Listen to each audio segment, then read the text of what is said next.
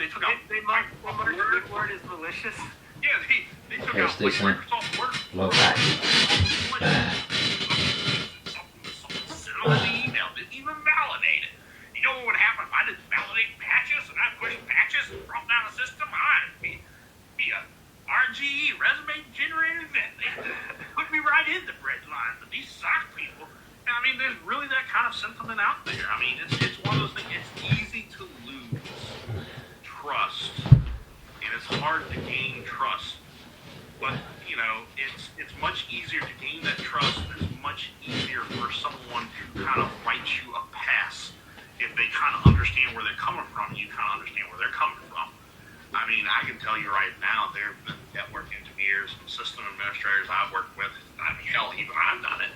That's made mistakes and brought down like whole portions of infrastructure before. I mean, everyone does it. If you work in IT and you've never like accidentally broke something or caused an outage, you probably haven't been doing much other than playing like Farmville on Facebook.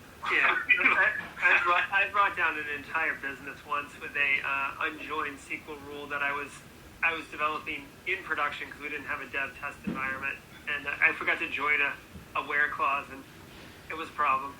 Yeah. I mean, everyone. If you work in IT long enough, everyone's got one of those things. But the thing is, like, you know, people understand that.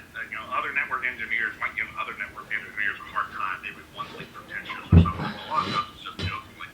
And, you know, if I can go to them, they understand. Like, I understand enough about networking. I can talk the same language, and they feel comfortable. You know, maybe they can give me maybe they'll give me a pass. Maybe they'll trust me to do this. And that to me is like the biggest like disservice you can do yourself as a SOC. I mean, like if you want to go get you a degree in cybersecurity and go like jump into a SOC straight off, I mean that's fine. I'm not even saying you can't. You know, you can't be awesome or amazing. But if you look across the industry, and this probably also is like biased because you know SOCs didn't exist back then. But you look at some of the best people in the security industry, or like the role models in the security industry. They didn't start out in security. They started out like, you know, sysadmin, network administrator. They kind of moved over to the security space. And I would argue that's probably why they are role models, or why they are so well respected and so knowledgeable. Is because, you know, the perfect example I'll give is I worked at a place one time we had a pen test. All right.